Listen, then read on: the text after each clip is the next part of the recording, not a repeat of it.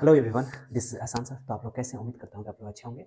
तो इस particular video में कुछ बच्चों ने कंप्लेंट किया था। मैं बात करने वाला हूँ इम्प्रूवमेंट एग्जाम के बारे में, चाहे वो बिहार बोर्ड हो, चाहे यूपी बोर्ड हो, कोई भी हिंदी मीडियम बोर्ड हो या सीबीएसई बोर्ड हो। इम्प्रूवमेंट एग्जाम को लेकर के बच्चों में बहुत सारा डाउट है। इससे पहले भी मैंने वीडियो बनाया था, लेकिन फिर भी बच्चों का बहुत सारा डाउट है, तो उसको भी क्लियर करेंगे। और एक अभी लाइव में ही हम लोग बात करेंगे एक बच्चों से, एक स्टूडेंट से कॉल पर।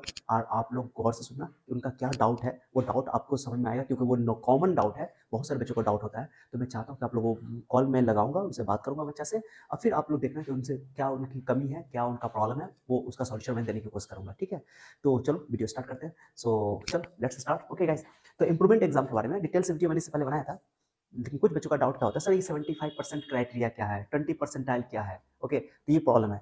खास तौर से ये जो इंप्रूवमेंट का एग्जाम को डाउट है, बच्चों को डाउट है, वो बिहार बोर्ड वाले को ज़्यादा डाउट रहता है या यूपी बोर्ड वाले को। ओके, तो ये पहली बात तो आप ये समझो कि इंप्रूवमेंट का जो एग्जाम होता है वो वही बच्चा देता है जो एग्जाम में पास हो गया है।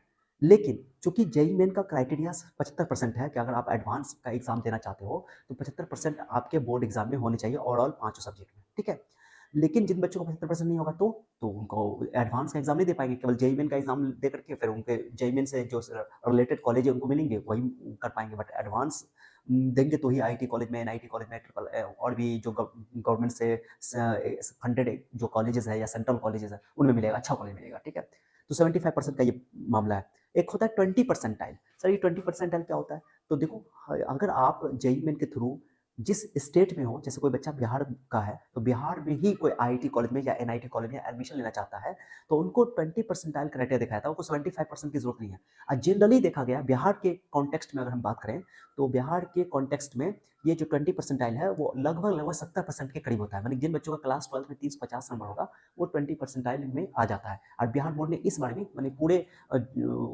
स्टेट वाइज जो है 20% का लिस्ट जारी कर दिया गया है। मैं दिखाऊंगा आपको कि बिहार के लिए, बिहार बोर्ड के लिए कितना 2023 में जारी किया गया था। 24 का तो अभी आया नहीं है, 23 वाला। ठीक है, उससे पहले 21 में भी, 22 में भी सब मैं दिखाता हूँ आपको। ठीक है, तो पहले उस बच्चे का डाउट क्या है वो मैं डाउट बताता हूँ आपको। एक बच्चे का डाउट ये है कि सर हमारा जो है हमने इंप्रूवमेंट का एग्जाम दिया। अब डाउट कहाँ पर है कि बच्चा एग्जाम दिया 21 में। ठीक है, मैं उनका दिखाता हूँ आपको कि क्या बोल रहा है वो बच्चा। जो फेल करते हैं वो कंपार्टमेंटल का एग्जाम देते हैं। और सीबीएसई में क्या है कि जिस साल आपका मेन एग्जाम होता है उसी साल इंप्रूवमेंट एग्जाम उसके 4-5 महीने के गैप में ले लिया जाता है। कंपार्टमेंटल एग्जाम अलग होता है, इंप्रूवमेंट एग्जाम अलग होता है। और सीबीएसई की एक खास रूल है कि सीबीएसई में एक ही बार इंप्रूवमेंट एग्जाम दे सकते हो। और बिहार बोर्ड में क्या नियम है, तो देखो जो नियम आपको क्लियर ना हो बिहार बोर्ड में, तो समझ लेना जो नियम सीबीएसई पे लागू होता है बिहार बोर्ड में होता है। लेकिन बिहार बोर्ड ने कोई स्पेशल अलग तरीके से इंप्रूवमेंट का एग्जाम नहीं लेता है। वो हर साल जैसे बोर्ड एग्जाम होता है ना 12th क्लास का, वही साल उसी के साथ इंप्रूवमेंट का एग्जाम हो जाता है और उसका कोई अलग से सर्टिफिकेट नहीं बनता है। लेकिन इंपॉर्टेंट बात क्या है कि बच्चे को डाउट क्या है कि जैसे कि एडवांस में पिछले साल भी जेमेन का फॉर्म पिछले साल भी भरा था, वो तो पुराना सर्टिफिकेट से भर दिया, इस साल भी भरा है। तो इस साल में उसने पहला अटेम्प्ट जो है जेई मेन का 2 का लिखा, मुझे बिहार बोर्ड से इंप्रूवमेंट मार्कशीट के साथ साथ न्यू माइग्रेशन प्रोविजनल सर्टिफिकेट मिला 2023 का, 2022 का मार्कशीट माइग्रेशन सब स्कूल ने रिटर्न ले लिया। यानी पुराना वाला जो माइग्रेशन सर्टिफिकेट था और प्रोविजनल सर्टिफिकेट था और जो मार्कशीट था वो सब स्कूल ने रख लिया इसका बिहार बोर्ड में, और जो नया बना उसको नया मिल गया। ठीक है, तो अब जो भी फॉर्म भराया जाएगा वो इसी माह के अकॉर्डिंग भराया जाएगा जो नया सर्टिफिकेट मिला है। ओके, एक साल का गैप हो गया। अब जो एक साल का गैप हो गया तो अब जो भी फॉर्म भरोगे आप, चाहे जेई मेन में आप फर्स्ट वाला जेई मेन भर रहे हो या जेई मेन 2 भर रहे हो या एडवांस भर रहे हो, आप नए सर्टिफिकेट के हिसाब से ही भरोगे। उसमें जो डेट लिखा होगा, जो भी पासिंग ईयर लिखा होगा वही डालोगे। हाँ, एक डाउट ये होता है क्योंकि सीबीएसई वाले में उसी साल एग्जाम हो जाता है, तो उसमें जो बच्चा अगर सेकंड टाइम फॉर्म भरेगा तो उसमें लिखेगा वो पास्ट, वो अपीयरिंग नहीं लिखेगा। एक साल अगर हो गया इंप्रूवमेंट के एग्जाम पर वो अगर देना चाहता है एग्जाम तो पास लिखेगा, अपीयरिंग नहीं लिखेगा। अपीयरिंग पहली बार जो बच्चा देगा, जो पहली बार में जो भी मार्क्स लाएगा या एग्जाम दिया है उसके बाद या एग्जाम से पहले ही एग्जाम फॉर्म भर दिया जाता है, तो उसमें अपीयरिंग लिखेगा, बाकी सब में पास लिखाएगा। ये डाउट रहता है बच्चों का, मैंने क्लियर कर दिया। ओके, मैं इनसे बात करता हूँ अभी कि पहले एग्जाम में इसने क्या किया है कि फॉर्म भर दिया है पुराने वाले सर्टिफिकेट के हिसाब से। अब सेकंड वाला भरेगा तो फिर वो नया सर्टिफिकेट उसको आ गया, तो फिर तो प्रॉब्लम होगा, तो उसको भरना चाहिए था नए वाले के हिसाब से ही। ओके, फिर भी मैं देखता हूँ उसका प्रॉब्लम सॉल्व करता हूँ, देखता हूँ, कॉल करता हूँ। ठीक है, आप लोग थोड़ा सा जुड़े रहना। ठीक है, तो इसका ये डाउट था। आज का वो सर्टिफिकेट भी आया नया वाला, तो इसने अपना सर्टिफिकेट भी भेजा है। तो देखो, उसने पहला मार्क्स नया वाला मार्क्सिट भेजा है, देखो मार्क्सिट नया वाला है। ओके, नाम है उसका राहुल कुमार यादव। ठीक है, और उसने नया ये सर्टिफिकेट उसका आया, intermediate annual examination provisional certificate है। ठीक है, उसके बाद उसने हमको क्या क्या भेजा, ये एक उसने मार्क्सिट भी भेजा नया वाला, और नया वाला में उसका 70% हो गया है। ठीक है, 20% के अंदर आ जाएगा करीब करीब। ओके, उसके बाद उसने करेक्टर सर्टिफिकेट जो नया बना है इस बार, पुराना वाला उसका ले लिया। ठीक है, ये मामला है। ठीक है, वो बहुत परेशान था बच्चा। तो आप लोग का भी इस तरह का कोई प्रॉब्लम हो तो कॉल कर लेना। ठीक है, मैं बच्चे से बात करता हूँ। ठीक है, हाँ राहुल कुमार हो, राहुल कुमार हो। हाँ जी सर, बोलिए। हाँ, तुम्हारा क्या डाउट था बताओ तो। कि 22 में ना बिहार बोर्ड से 12th क्लास का एग्जाम दिया था। हाँ, वो तुमने डिटेल्स लिखा है व्हाट्सएप पे। जी सर, तो जैसे कि मेरे को 2023 का नया मतलब मार्कशीट से मिला है, 22 वाले स्कूल ने सबमिट कर लिया है। हाँ बिल्कुल, बिहार बोर्ड से एग्जाम देते ना। जी सर, बिहार बोर्ड। हाँ, तो पहली बात तो कि तुमने पहला जेईई मेन का जो फॉर्म भरा था इस बार का जो भरा है, तो पुराने सर्टिफिकेट से भर दिया तुमने, पुराने सर्टिफिकेट के हिसाब से। इस साल जो दिया है 24 वाला ना।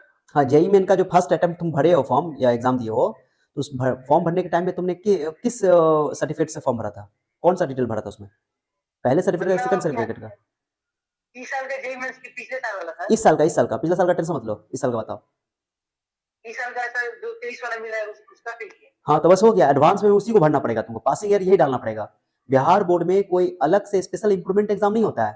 तुमने एग्जाम दिया वही जो 12th के साथ दिया होगा वही दिया होगा 2023 में, है ना? पास तुमने 2022 में ना किया है? हाँ, 22 में पास किया है। 22 में पास किया हो तो 23 में तुम्हारा जो है इंप्रूवमेंट का एग्जाम दियो, तो 23 में फॉर्म भरे, 23 में भरे थे पुराने वाले सर्टिफिकेट के हिसाब से कि नए वाले सर्टिफिकेट के हिसाब से? सर 23 में जैसे कि मतलब रिजल्ट और कुछ नहीं आया था ना सर, तो एडवांस नहीं दिए थे, मेंस का दिए थे ना, तो वो 2022 का मतलब डिटेल्स पे दिए। यस यस यस, तो इस बार तुमको इंप्रूवमेंट वाला जो फॉर्म जो आया, सर्टिफिकेट आया है, उसी के हिसाब से भरना पड़ेगा, कंफर्म कर लिया है। और तुमको जो पासिंग ईयर तुम्हारे एग्जाम में इसमें सर्टिफिकेट में लिखा हुआ होगा ना 2023, वही पासिंग ईयर डालना पड़ेगा तुमको। तो सर इस बार का जो जेईई मेंस हुआ है ना, जो दिए था जनवरी वाला, उसमें पासिंग ईयर और सब सर्टिफिकेट 2023 का दिए हैं। हाँ, तो यही डालना पड़ेगा, कोई नया नहीं डाल, पुराना वाला नहीं डाल सकते हो, ये डालना पड़ेगा तुम्हारा।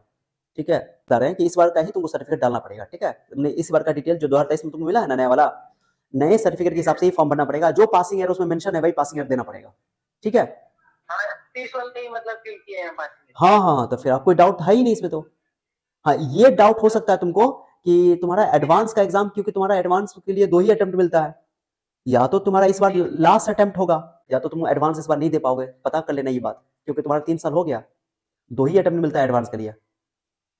तो वही ना सर पूछ रहे हैं कि जैसे 22 में पास किए हैं, तो वही पूछ रहे हैं कि 24 में दे सकते हैं, अगर 23 पासिंग ईयर कर रहे हैं, आप बता रहे हैं ना कि 23 पासिंग ईयर होगा। हाँ, तो वही तो तुमको पहले वहां पे यही है कि तुम फॉर्म भरने के टाइम में तुम्हारा एक्सेप्ट कर लिया तो ठीक है, नहीं तो नहीं करेगा तो नहीं भरना पड़ेगा, सीधी सी बात है, उसमें कोई बड़ी बात है ही नहीं, क्या कि तुम्हारा अब सर्टिफिकेट जो है 2023 के हिसाब से चलेगा।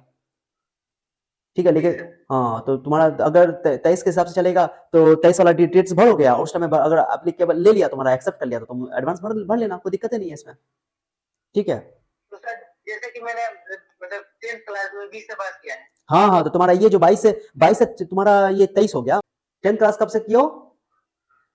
10th से 2022 में पास किया। हाँ, 10th 2022 में पास किया, 2020 में पास किया। 2022, हाँ 2020 में पास किया, 20 से 22 तुम्हारा 12th रहा, है ना?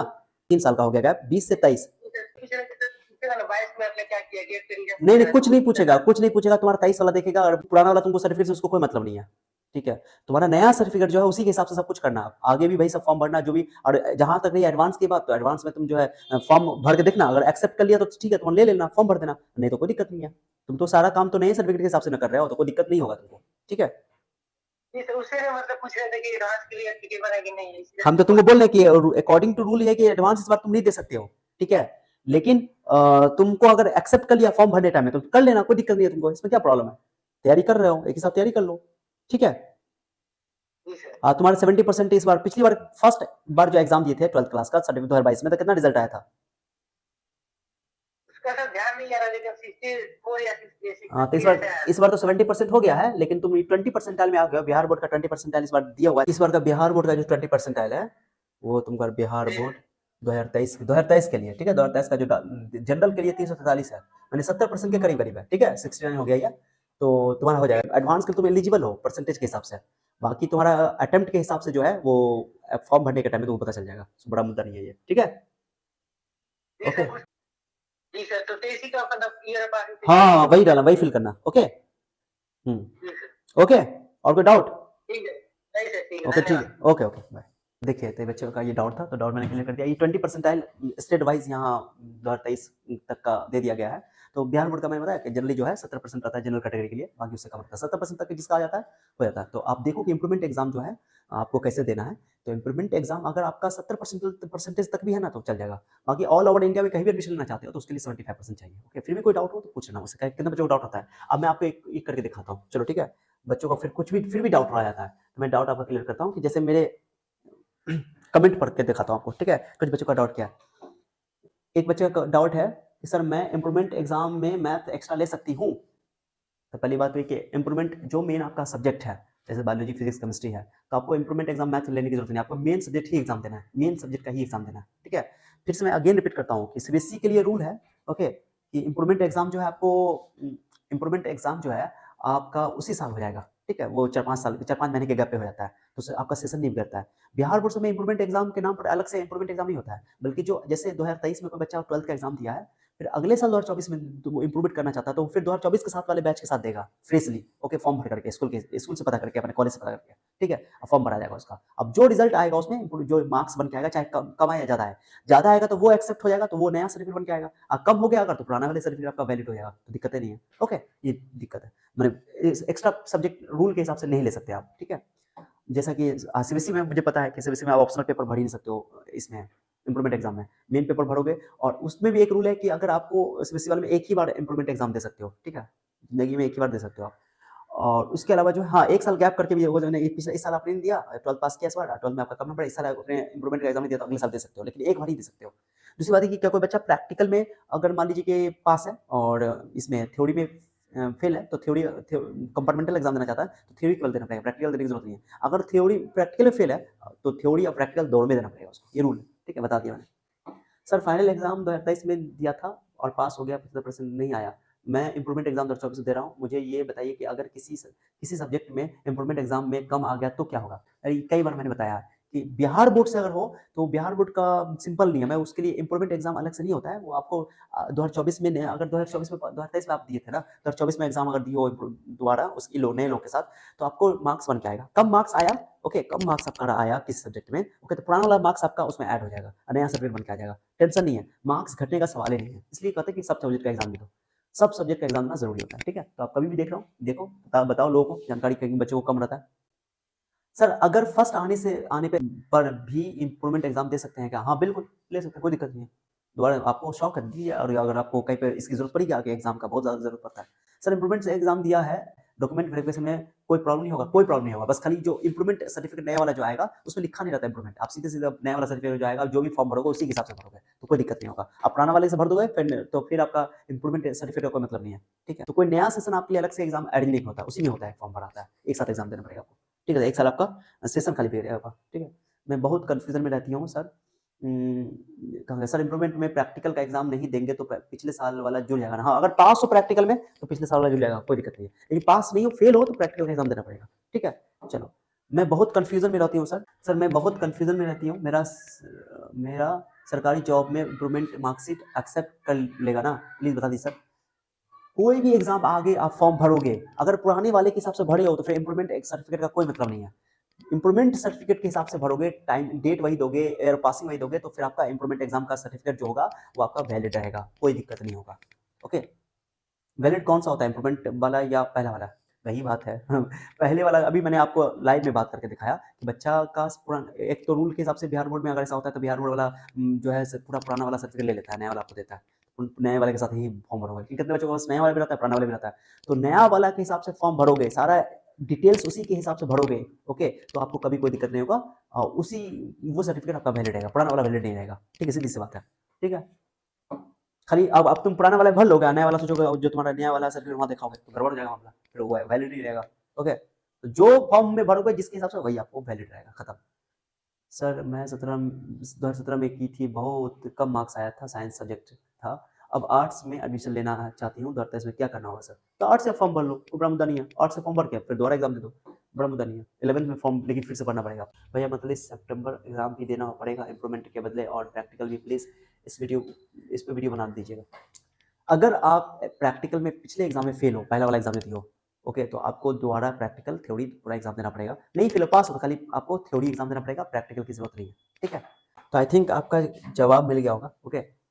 तो अभी भी कोई डाउट है इम्प्रूवमेंट एग्जाम को लेकर के, सीबीएसई हो, बिहार बोर्ड हो, कोई हिंदी मीडियम बोर्ड हो, तो आप लोग अपना क्वेश्चन हमसे पूछ सकते हो, कमेंट में पूछ सकते हो, मैं डिस्क्रिप्शन में नंबर में डाल दूंगा, वैसे नंबर पे व्हाट्सअप कर देना, तो मैं उसका जवाब आपको दे दूंगा, okay. So thank you so much for your time, bye.